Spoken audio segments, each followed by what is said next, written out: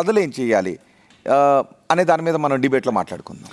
బేసిక్గా దీనికోసమే ఈ హామీల అమలు కోసం ఒక కమిటీ వేస్తుంది ప్రతి ప్రభుత్వం కూడా. ఆ హామీల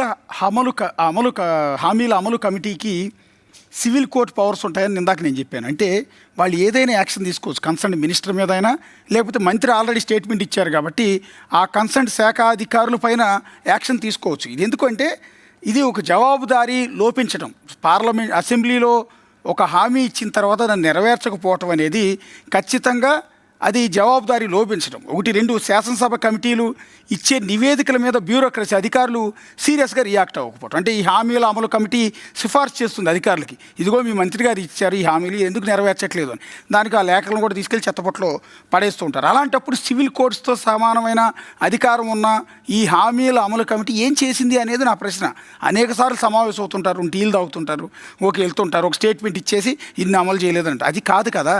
నీకు ఒక సివిల్ కోర్ట్ పవర్స్ ఇచ్చినప్పుడు దాన్ని ఇంప్లిమెంట్ చేయాలి కదా. రెండోది డిజిటల్ ట్రాకింగ్ లాంటిది పెట్టాలి. అంటే అస్యూరెన్స్ ట్రాకింగ్ సిస్టమ్ అని పార్లమెంట్లో ఉన్నట్టుగా అసెంబ్లీలో కూడా ప్రతి హామీ స్టేటస్ని ఆన్లైన్లో పబ్లిక్ డొమైన్లో కనుక పెడితే ఒక జవాబుదారీతనం అనేది ఉంటుంది. అలాగే అసెంబ్లీలో ఇచ్చే హామీలకు సరిపడా బడ్జెట్ ఉందా లేదా అనేది కూడా చూసుకున్న తర్వాత హామీ అనేది ఇవ్వాలి. తర్వాత చెప్పే రీజన్ ఏంటి, ముఖ్యమంత్రి హామీ ఇస్తాడు, ఆ తర్వాత బడ్జెట్ అలొకేషన్ ఉండదు. సో ఒక సిస్టమేటిక్గా జరగాలి. పబ్లిక్ డొమైన్లో పెట్టి ఇదిగో ఈ మంత్రి గారు ఈ కేసీఆర్ ఈ హామీ ఇచ్చారు, రేవంత్ రెడ్డి ఈ హామీ ఇచ్చారు, ఇది నెరవేర్చడానికి సంబంధించిన బడ్జెట్ నెక్స్ట్ బడ్జెట్ సెషన్లో అలొకేషన్ చేశారా లేదా, అది ఇంప్లిమెంట్ అవుతుందా లేదా, ఈ ట్రాకింగ్ సిస్టమ్ ప్రజలు కూడా ఓపెన్ చేసి చూసుకునే విధంగా ఇప్పుడు పార్లమెంట్లో సిస్టమ్ ఉంది.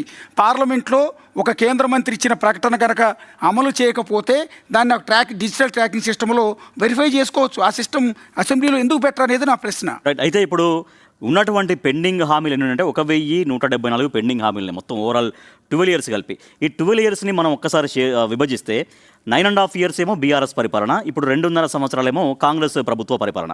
సో సహజంగానే బీఆర్ఎస్ ప్రభుత్వ హయాంలో ఎక్కువ లార్జ్ పీరియడ్ కాబట్టి సహజంగానే ఎక్కువ ఉంటాయి.